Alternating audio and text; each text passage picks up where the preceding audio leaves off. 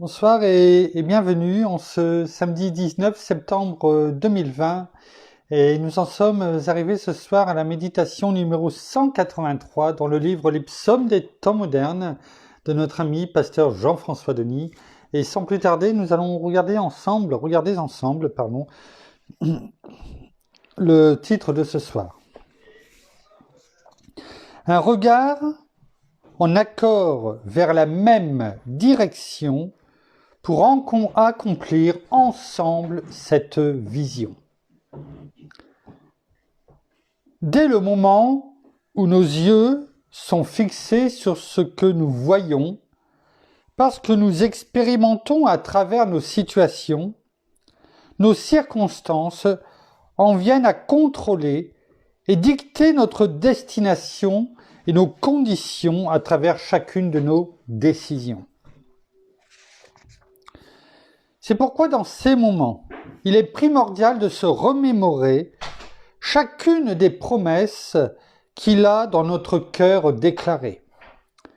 Il est d'autant plus important,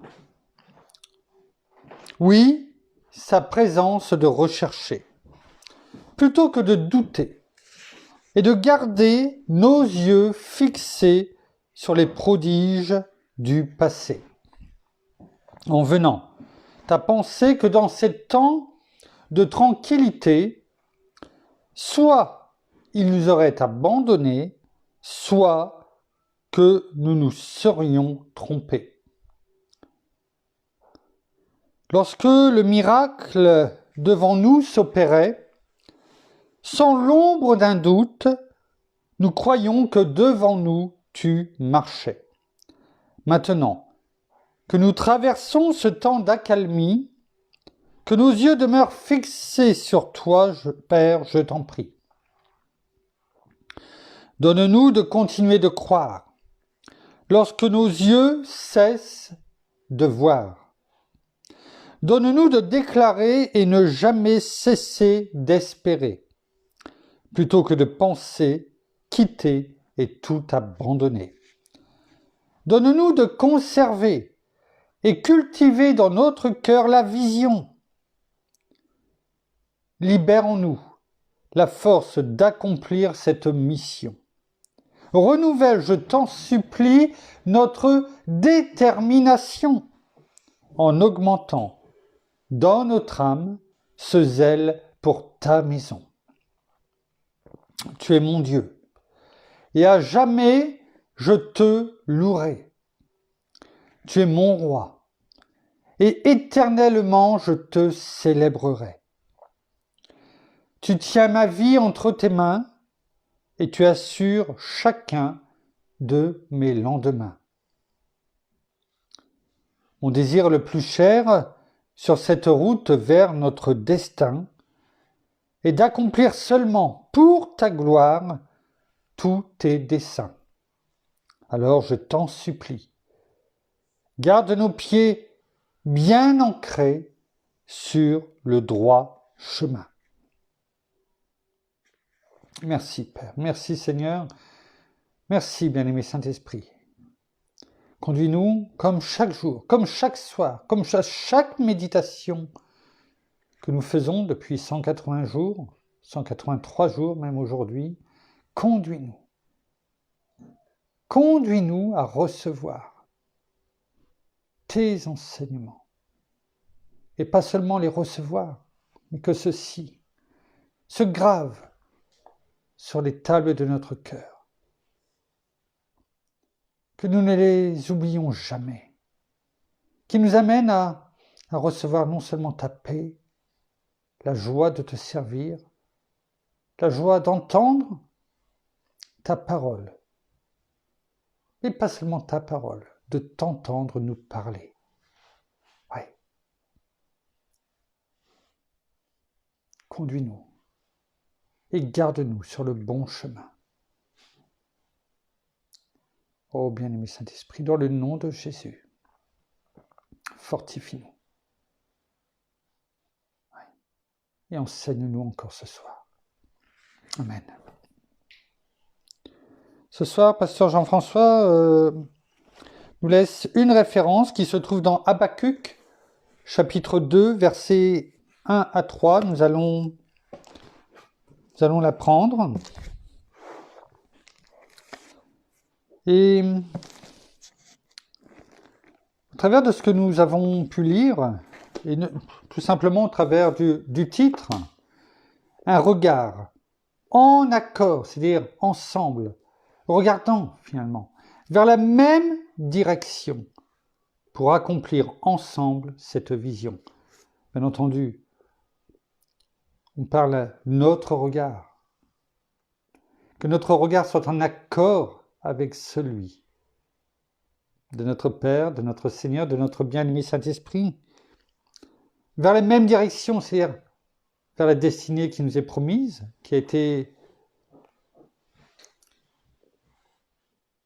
dans laquelle nous sommes, comment dirais-je, prédestinés et que notre Seigneur veut que nous, et notre Père, eh bien que nous entrions à deux pieds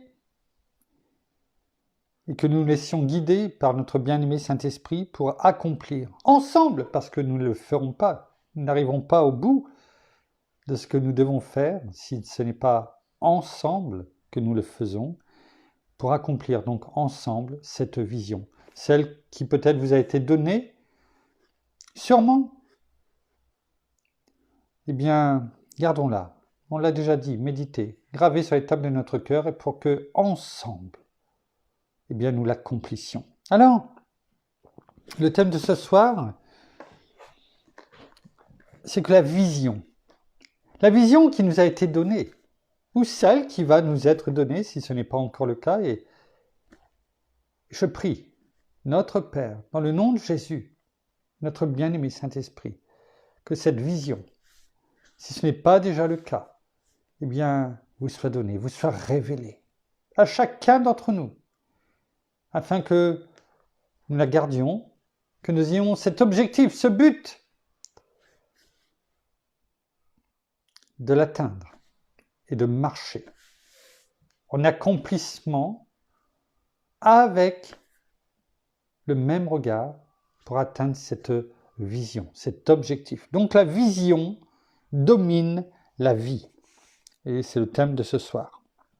Regardons déjà dans Habakkuk, chapitre 2, versets 1 à 3, ce que la parole nous dit. On a pu déjà le lire et le méditer. On va juste le prendre. Je vais prendre mon tour de garde. Je vais me tenir sur le rempart. Je vais guetter pour voir ce qu'il me dira. Le « il », bien sûr, c'est Dieu, l'Éternel. Et ce que je répliquerai au sujet de mes doléances. L'Éternel me répondit en ces termes. Écris une vision, grave-la sur les tablettes, afin qu'on la lise couramment.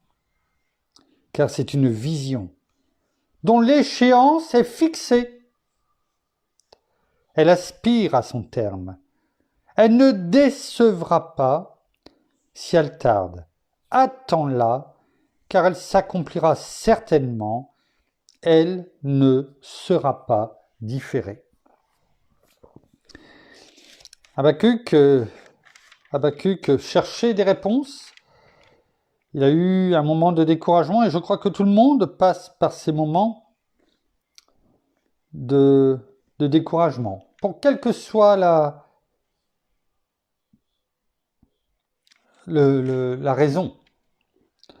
Et il demandait, pourquoi gardes-tu le silence quand le méchant, par exemple, engloutit un plus juste que lui. Et il a décidé de monter sur, sur les remparts en disant, je vais prendre mon tour de garde, comme les sentinelles. Vous savez, ces sentinelles que nous sommes appelés à être, toujours sur ces remparts, à prendre de la hauteur. Ce que notre Père nous demande. C'est pour ça qu'il nous demande de monter sur les murailles. Et là, il attendait la réponse. Et la réponse de l'Éternel ne tarde jamais. Lorsque l'on crie vers Dieu, hein, on a pu le méditer, eh bien, la réponse ne se fait pas attendre. Et il est dit, écris une vision. Et notre Père nous demande, écris-la, la vision que je te donne, celle qui va dominer ta vie. Écris-la, garde-la, écris-la sur les tables de ton cœur, finalement. C'est ce qu'il est sous-entendu pour chacun d'entre nous. Écris-la, que tu puisses la lire couramment. Ne l'enfouis pas simplement dans ton cœur et mets pas des choses au-dessus, non, tu l'écris. Et tu sais que tu peux venir, tu la vois toujours, parce que c'est écrit sur les tables de ton cœur. Tu la vois en permanence. Et tu te rappelles que c'est moi qui te l'ai donnée. Pourquoi ? Parce que c'est une vision dont l'échéance est fixée, nous dit la parole. La date, Dieu la connaît. Oh, nous ne la connaissons pas en ce qui nous concerne. Mais par contre, l'échéance est fixée. C'est-à-dire que la date est déjà fixée. C'est ça qui est écrit. C'est une vision dont l'échéance est fixée. Pas doit être fixée en fonction d'eux. Non, la date est fixée. Et c'est important déjà parce que en la gardant, en la poursuivant, en la chérissant, on sait que cette vision qui est certaine et véritable va arriver à une date prédéfinie par Dieu lui-même et que le temps de latence est seulement là pour nous préparer, nous façonner au travers des différentes tempêtes de nos vies. Mais elle est là. Et la parole nous dit, elle aspire à son terme. C'est-à-dire que, un peu comme notre Seigneur Jésus a pu dire pour le baptême, vous savez, celui qui disait qu'il avait même cette angoisse, tant que cette angoisse était là, tellement qu'il avait hâte de vivre ce qu'il allait vivre pour nous, ses souffrances. Cette vision dont l'échéance est fixée aspire à son terme. Elle a hâte d'arriver. Elle ne décevra pas, c'est-à-dire que celle qui t'a montré, c'est ce qui va se passer. Car elle s'accomplira certainement, elle ne sera pas différée. Il est important, ces derniers mots sont importants, elle ne sera pas différée. C'est-à-dire qu'elles ne seront pas repoussées. Elles vont arriver à la date et au timing parfait de Dieu. Mais il est bon pour nous, parce que juste avant, il est dit, si elle tarde, si pour toi c'est long avant que d'y arriver, attends-la. Ne relâche pas. Ne lui tourne pas le dos. Parce que ça peut être une aussi des conditions. Celle que l'ennemi veut nous faire penser, nous dire, et nous insinuer dans nos pensées, tu vois, ce n'était peut-être pas de Dieu. Ou Dieu, finalement, il t'a abandonné. Ou il estime que tu n'es pas digne de ce qu'il t'a montré. Oh, tu vois bien que depuis le temps que ça devait arriver, c'était toi qui pensais cela. Et on pourra en sortir bien d'autres. Non, la parole est claire.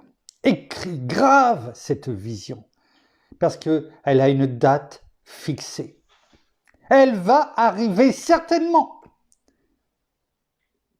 Et elle ne sera pas différée. C'est-à-dire que si tu lui tournes le dos, et qu'elle arrive à un moment donné, tu ne la vivras pas. Mais ce ne sera pas Dieu qui ne voudra pas te la donner. Parce qu'elle arrivera à cette date butoir. Et si tu n'es pas là, à marcher avec Dieu dans la même vision, le regard tourné vers cette même vision qu'il avait pour toi, et qu'il a pour toi, tu vas la rater. Parce qu'elle va arriver, quoi qu'il arrive. Et c'est pourquoi il nous est demandé de tenir ferme, de tenir bon dans toutes les tempêtes de notre vie. Et notre Père nous a donné, on le sait, dans Éphésiens 6, versets 10 à 18, et dans bien d'autres domaines, les capacités, la force de pouvoir surmonter toutes ces tempêtes au travers de sa parole, avec sa parole, que l'on déclare chaque jour, afin de pouvoir vivre cette vision qui domine notre vie. Merci. Alors, on venait de dire, ne regarde pas en arrière. Ne regarde pas en arrière parce que c'est dangereux. C'est dangereux, il y a bien sûr différents regards. Regardez en arrière pour voir ce que nous avons et ce que notre Seigneur, notre Père, notre bien-aimé Saint-Esprit ont accompli dans notre vie par rapport à qui il nous a permis de devenir, afin que cela soit un témoignage. C'est bon. Mais regardez en arrière. Parce qu'on regrette notre passé, eh bien ça ouvre des portes. Ça ouvre une porte à l'ennemi pour nous dire, regarde, c'était tellement bien ton passé. Regarde ce que tu faisais. Et là, on s'écarte du droit chemin. On s'écarte de la vision parce que la parole est claire. On l'a déjà médité à ce niveau-là. Regarder en arrière empêche tout progrès.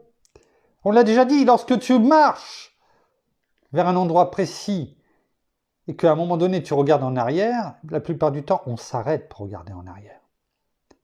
On ne continue pas à marcher. Je ne connais pas de personne qui continue à marcher droit devant en regardant en arrière. Non seulement parce qu'on risque de se taper quelque chose, peut-être de dévier, de ne plus être sur le trottoir et à ce moment-là de marcher sur la route et de ne pas voir peut-être une voiture ou un bus qui arrive devant. Mais de toute façon, c'est une évidence. Regarder en arrière en marchant, ce n'est pas possible.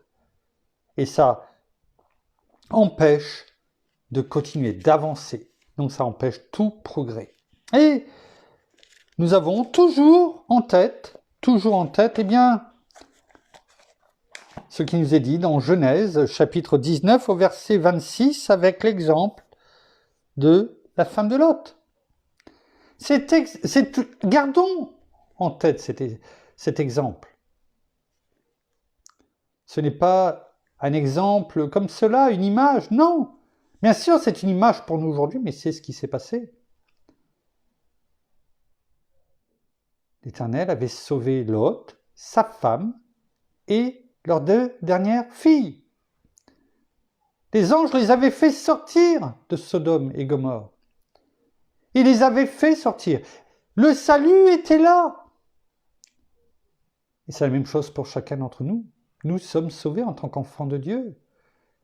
Mais cela n'exclut pas le fait que si, tout comme la femme de Lot, eh bien nous nous arrêtons pour regarder en arrière, eh bien nous n'avançons plus. Et pourtant l'avertissement est clair. C'est cette image-là qu'il faut que nous en tirions de ce qui s'est passé pour la femme de Lot. La femme de Lot regarda en arrière et devint une statue de sel. Elle, c'est ce qui s'est passé. En ce qui nous concerne, nous ne deviendrons pas une statue de sel, mais dans ce sens que nous serons figés, nous n'avancerons plus. Parce que l'ennemi de nos âmes, qui nous réclame, qui ne veut pas que nous avancions, qui veut nous faire revenir en arrière au point de départ, là où nous étions auparavant, eh bien, à ce moment-là, si nous nous arrêtons pour regarder en arrière, eh bien, il fera ce qu'il faut pour mettre dans notre tête, dans nos pensées, dans notre esprit, il touchera nos émotions aussi, il cherchera en tout cas les points faibles dans ces cas-là pour nous montrer que qu'est-ce que c'était bien avant. Qu'est-ce que c'est dommage que nous puissions plus faire ce que nous faisions. Sortir comme nous voulions, faire la fête, regarder la télévision, certaines séries, enfin, et on peut en passer en veux-tu et en voilà. Qu'est-ce que c'était bien avant. Il n'y avait pas peut-être toutes les méditations du soir, avec un timing à plus ou moins respecter. Qu'est-ce que c'était bien avant. On pouvait sortir comme on voulait, profiter des soirées. Voilà ce que l'ennemi essaiera de mettre dans nos pensées. Il fera encore, en tout cas, toutes choses, et il essaiera toutes, en nous envoyant toute pensée pour nous, comment dirais-je, avoir la nostalgie. Je cherchais le mot. La nostalgie. Oui, il y a même elle existe toujours, si je ne me trompe pas, une radio qui s'appelle comme ça, Nostalgie, et qui ne fait que passer des chansons du passé, des années 70, 80, vous savez, toutes celles où on aimait bien entendre les rythmes et les paroles. Et l'ennemi veut que nous nous retournions, afin de ne plus voir ce que Dieu a pour nous, de ne plus avancer dans ce chemin qui va vers notre destinée, afin de l'accomplir. Et regarder en arrière, ce n'est plus avoir le même regard avec notre Père, avec notre Seigneur et notre bien-aimé Saint-Esprit, ensemble vers la même vision. Quand on se tourne, on ne regarde plus ensemble vers le même objectif. Et c'est ce que l'ennemi veut faire, et c'est ce qui nous a été montré au travers de cet exemple de la femme de Lot, dans Genèse, chapitre 19, verset 26. A contrario, regarder vers Christ sauve. Vous voyez, c'est l'inverse. Regarder vers Christ sauve, on le voit dans Nombre, chapitre 21, au verset 9. Et là, c'est dans le désert, je vous mets dans le contexte, et le peuple, on a pu déjà le voir aussi, a tellement murmuré que Dieu leur a envoyé les serpents. Et les serpents piquaient les chevilles, les jambes. Partout où ils pouvaient mordre et piquer, eh bien, les Israélites. Oui. Et ils mouraient. C'était des serpents venimeux. Et Moïse a crié vers Dieu. Et Dieu, comme toujours, a répondu, et il lui a donné la solution. Et la solution se trouve dans Nombre 21, verset 9. Moïse fit un serpent de bronze et le plaça sur la perche. Et si quelqu'un avait été mordu par un serpent et regardait le serpent de bronze, il conservait la vie. On a pu voir dans le verset précédent, quand on se retourne, on ne regarde pas dans la même direction, vers la bonne personne, vers le même objectif. Et là, eh bien, on est figé, c'est terminé. Il en était de même pour ceux qui, eh bien, ne faisaient pas confiance en Dieu. À Moïse, ils étaient mordus, ils tombaient morts. Et Dieu, notre Père, dans sa grande bonté, a donné une fois de plus une image, mais une réalité, comme pour la femme de Lot, une autre réalité. Fait un serpent de bronze. Et tous ceux qui le regarderont sur ce, perche, eh bien, seront sauvés. C'était l'image, bien entendu, de notre Seigneur Jésus sur la croix, et qui sauvait toute personne qui le regardait, qui venait à lui. Je suppose que, tout comme à la croix, notre Seigneur Jésus, il y avait beaucoup de monde qui passait, on le sait, les croix étaient mises à Golgotha, eh bien, sur un chemin dont toute personne passait, les marchands, etc. Tout le monde pouvait voir, parce que cela devait servir d'exemple pour tous ceux qui passaient. Toute personne, quelle que soit leur nationalité, parce que c'était un chemin de passage, eh bien, certains ont cru, certains se sont donnés à notre Seigneur, mais beaucoup, malheureusement, eh bien, beaucoup sont passés, ricanés, rigolés, peut-être l'injurier, se moquer de lui, ou tout simplement ne le regardez même pas, le dédaignez. Tout comme, à mon avis, beaucoup d'Israélites mordus par les serpents, eh bien, tombaient sans regarder ce serpent d'airain, de bronze. Et il en est tout simplement encore pour même les enfants de Dieu aujourd'hui. Dans toutes les mauvaises situations, dans toutes les circonstances de la vie, ou pour les moindres petites choses. On a pu le méditer il n'y a pas longtemps. La seule chose que notre Seigneur demande, c'est de regarder à lui. Pour être sauvé, pour être pardonné, pour qu'il intercède pour nous comme il le fait chaque jour. Mais si nous ne lui demandons pas, ben il ne le fera pas, parce qu'il attendra qu'on lui demande. Mais pour lui demander, encore faut-il lever les yeux vers lui. Venir auprès de lui, regarder vers lui, penser à lui. Lorsque vous parlez à quelqu'un, en règle générale, ne serait-ce que par politesse, enfin, je pense en tout cas, vous regardez la personne. Vous ne lui tournez pas le dos pour lui parler. Donc regardons, tournons nos yeux vers lui, parlons-lui. Et il viendra. On a pu aussi le méditer ces derniers jours. Viens à moi, appelle-moi, crie à moi, et je te sauverai.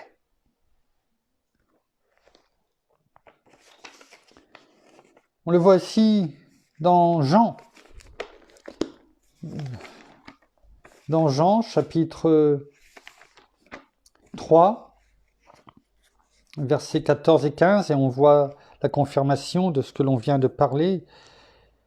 Et c'est notre Seigneur Jésus lui-même qui le dit. Et comme Moïse éleva le serpent dans le désert, il faut de même que le Fils de l'homme soit élevé, c'est-à-dire cloué sur la croix, mis à la vue de tout le monde. Tout le monde à ce moment-là pouvait le voir.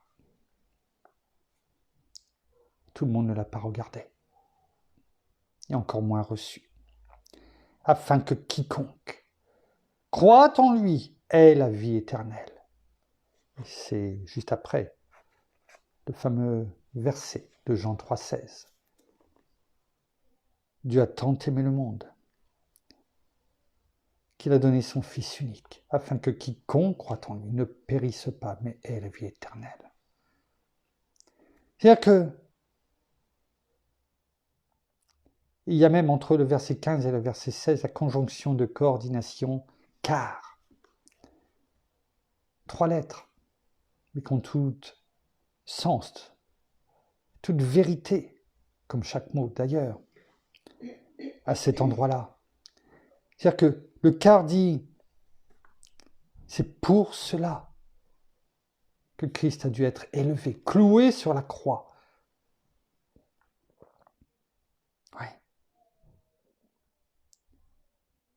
Afin que tout le monde puisse le voir.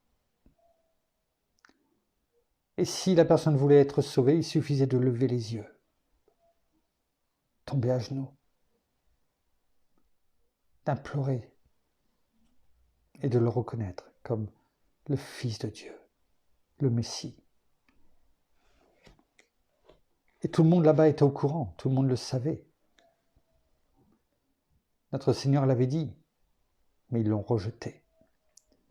Pour différentes raisons, selon les personnes. Certains même ont, comme ça se fait beaucoup aujourd'hui en politique, ont tourné leur veste, l'imploré un jour et le condamné à mort le lendemain. C'est encore malheureusement bien typique d'aujourd'hui. Oui. Regardez les difficultés dépriment.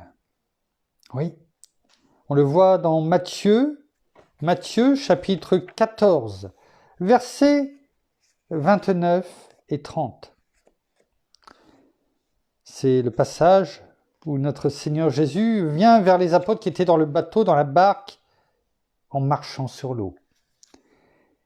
Et Pierre dit, dans le chapitre 14, versets 29 à 30, pour être sûr que ce n'était pas un fantôme, mais que c'était bien notre Seigneur Jésus qui venait vers eux en marchant sur l'eau.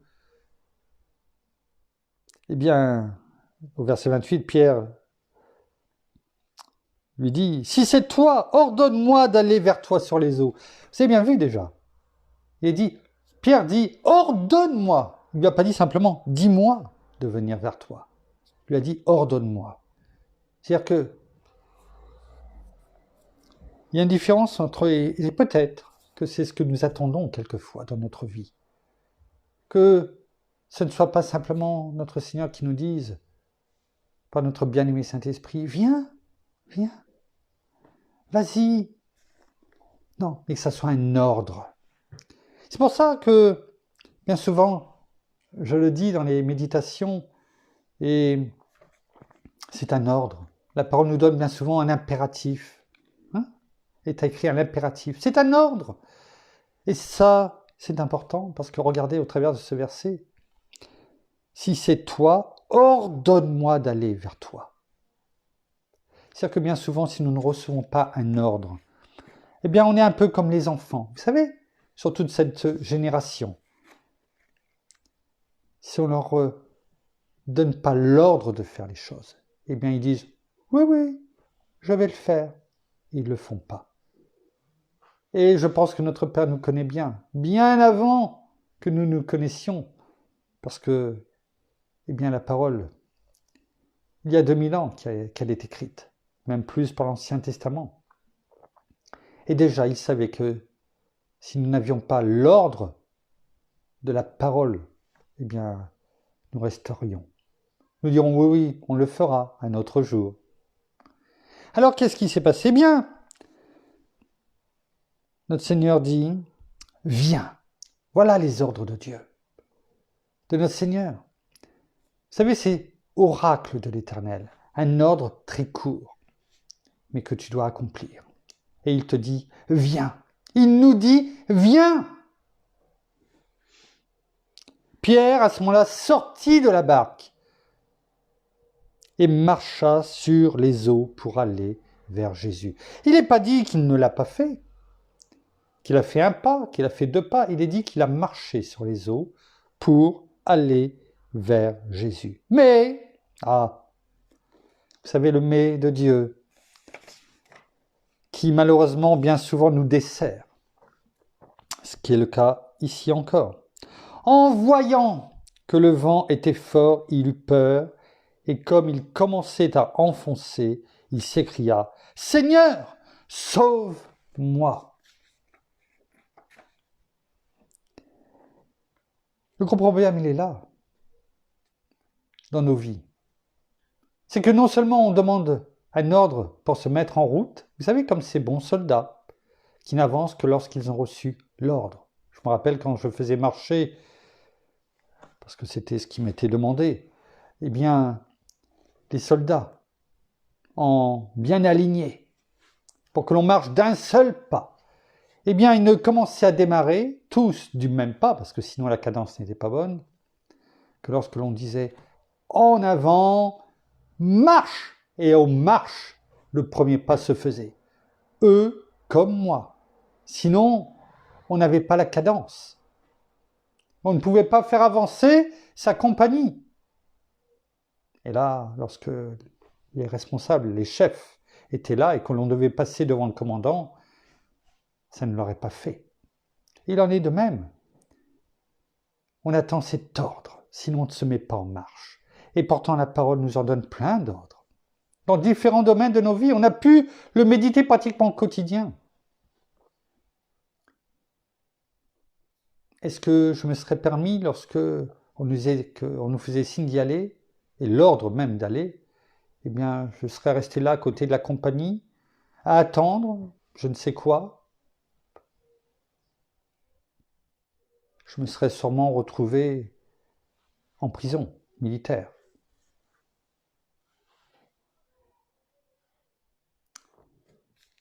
Notre Père est fidèle, il est bon, notre Seigneur, notre bien-aimé Saint-Esprit, mais lorsqu'il donne l'ordre de faire quelque chose, il faut le faire, pour notre bien. Alors faisons-le. Mais faisons-le jusqu'au bout. Pierre a demandé quelque chose, il a reçu l'ordre. Il a commencé à marcher, pas de problème. Mais le problème, il n'est pas là. Le problème, c'est que dans ce cas-là, l'ennemi veut nous stopper, nous ralentir. Et c'est ce qu'il a fait avec Pierre. Comment? Eh bien, c'est lorsque Pierre a commencé à s'enfoncer. Pourquoi? Parce qu'il eut peur. Il a eu peur de quoi? De tous les éléments qui étaient autour de lui. Le vent, peut-être la mer qui était agitée, et je ne lui jette pas la pierre. Je ne sais pas comment j'aurais réagi à sa place. Peut-être de la même façon. La question n'est pas là. Mais au travers de cela, ce qui nous est montré, c'est que notre Seigneur nous dit, de la même façon qu'à Pierre, viens, et il nous fait avancer, droit devant. Et il nous faut ne pas regarder en arrière. Il ne faut pas regarder à toutes les circonstances qui nous environnent. Il ne faut pas forcément et aussi écouter toutes ces personnes, peut-être même très proches, qui vous disent « Non mais tu rigoles ou quoi? Mais tu t'es vu, tu t'es regardé. Tu pries et tu crois que la personne va être guérie. Tu crois qu'en faisant ça, il y a des démons. Tu crois que en priant, les choses vont s'arranger. Mais attends, réveille-toi, quoi. Regarde autour de toi. Mais t'es un illuminé. T'es dans une secte. Tout cela, ils l'ont entendu il y a 2000 ans. La parole nous dit, cette secte que l'on appelle la voie avec un V majuscule.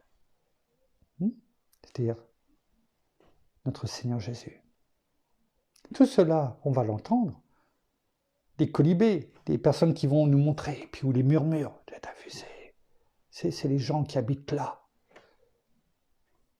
qui prêchent la parole, qui croient en Dieu, ou des personnes qui vont plus nous regarder du tout. C'est tout cela, les circonstances de nos vies, comme Pierre, l'image de Pierre qui marchait sur l'eau. Et est-ce que à ce moment-là, nous allons, comme Pierre, nous enfoncer? Ne plus continuer à regarder dans la même vision, ensemble avec notre Seigneur, avec notre Père, conduit par notre bien-aimé Saint-Esprit?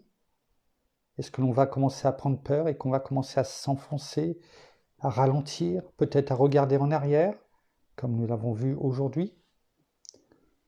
Et lorsque l'ennemi viendra comme ce serpent rusé, ancien, nous mordre, parce qu'il ne croyez-moi, il le fera dans ces cas-là. Comment réagirons-nous? Est-ce que nous tomberons? Ou est-ce que nous continuerons à avoir nos regards tournés vers celui qui sauve? Oui. Alors que regarder vers le ciel produit la gloire, et nous terminerons sur cela, dans Actes chapitre 7, verset 55, Actes chapitre 7, verset 55, là aussi c'est un verset que nous avons déjà médité, je vous le lis dans la version Colombe, et on parle de la lapidation d'Étienne. Mais Étienne, rempli d'Esprit Saint, fixa les regards vers le ciel et vit la gloire de Dieu et Jésus debout à la droite de Dieu. Et je crois qu'on en avait parlé, je ne me rappelle plus, mais il est dit les regards. Les regards. C'est quoi ces regards? Les regards. Est-ce que l'on se dit quand on fixe les regards vers quelqu'un en parlant de soi, ou on fixe le regard? J'ai fixé mon regard. vers telle chose. Est-ce que l'on dit j'ai fixé mes regards? C'est la même chose. Non. Qu'est-ce que cela veut dire alors? Les regards. Parce que lorsque l'on regarde ensemble, en ne faisant qu'un vers la même chose, vers le même objectif, vers le bon objectif, vers cette vision qui nous a été donnée, qui est gravée sur la table de notre cœur, eh bien, c'est d'un même regard. Qu'Étienne, eh bien, regardez vers le ciel, là où il voyait notre Seigneur Jésus assis à la droite de notre Père. Son regard, celui de notre Seigneur, qui était en lui, notre bien-aimé Saint-Esprit, son esprit et l'Esprit de Dieu, ses regards, en union parfaite, en communion, vers le même objectif, le ciel, notre Seigneur, notre Père. Et j'avais noté qu'il fallait qu'on le regarde dans d'autres versions. Je reprends juste pour terminer donc Actes, chapitre 7, verset 55.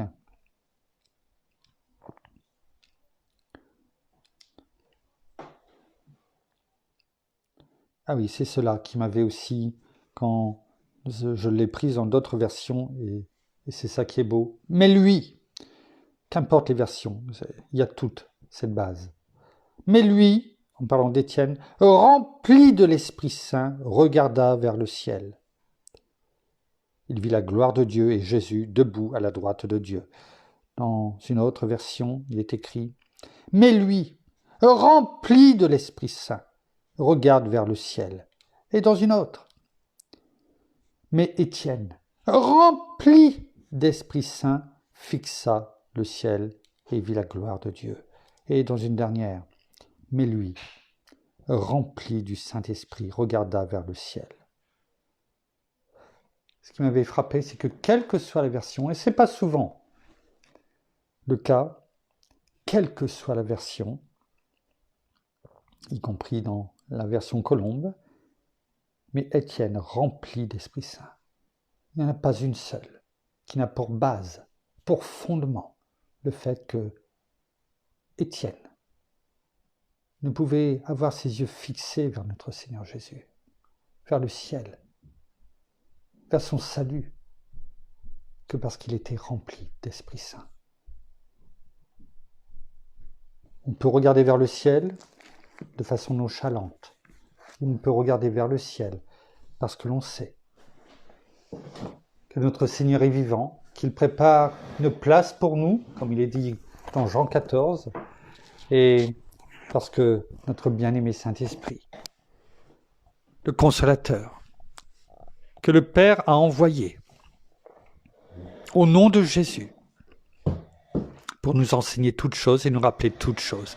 Ce soir, il nous a rappelé tout simplement que la vision qu'il nous a donnée domine la vie. Quoi qu'il en soit, ça sera cette vision qui dominera ta vie. À toi de la prendre, de la garder, de la graver sur les tables de ton cœur ou de la rejeter, de l'effacer.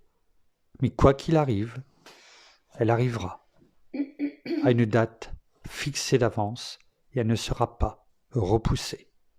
Merci, bien-aimé Saint-Esprit. Merci Seigneur. Merci Père encore pour cet enseignement ce soir. Nous terminons par la prière.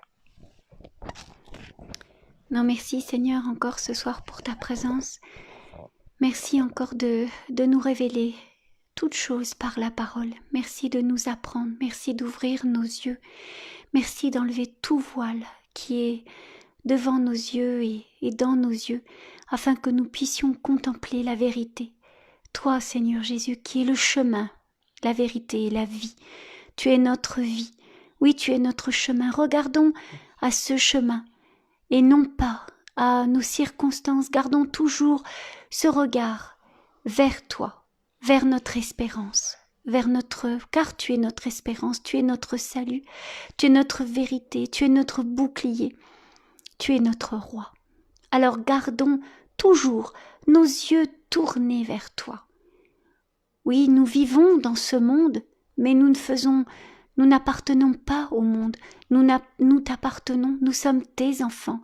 Alors oui, il y aura des complications, il y aura des tribulations, nous aurons des choses dans nos vies, mais nous ne nous arrêtons pas à cela.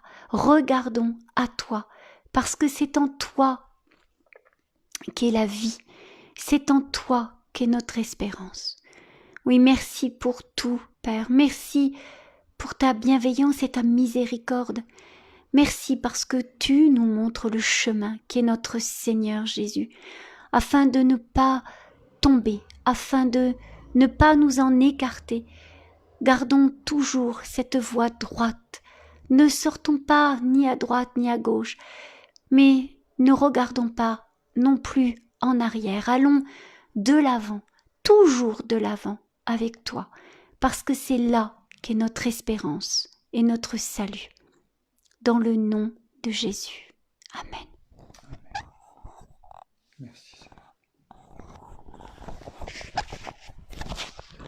Voilà, ainsi s'achève la méditation de ce soir. Nous vous bénissons de toutes les bénédictions spirituelles dans les lieux célestes en Christ. Nous vous aimons. Nous saluons nos amis au Québec, au Canada, dans toute la francophonie, comme chaque jour. En tout cas, nous vous aimons à Paris, bien entendu. Nos frères et sœurs se reconnaîtront. Nous vous aimons en tout cas. Et nous vous souhaitons une très très bonne soirée. Et nous vous donnons rendez-vous demain, non pas demain soir, parce qu'il n'y aura pas de méditation, vous le savez bien, parce que demain nous sommes dimanche. Et nous vous donnons rendez-vous demain au culte de 11h, où nous allons déjà dans un premier temps pouvoir louer, élever nos voix au travers de différentes et de nombreuses louanges que mon épouse a déjà préparées sur le bureau et que je vous mettrai en lien tout à l'heure. En tout cas, nous avons hâte de pouvoir élever nos voix comme un parfum de bonne odeur, en tout cas, j'en suis persuadé. Et nous verrons ce que notre bien-aimé Saint-Esprit veut encore nous mettre à cœur d'enseigner, en tout cas demain, et de recevoir en lui toutes choses. En tout cas, nous vous donnons rendez-vous demain à 11h. Nous vous aimons et nous vous disons au revoir et à demain.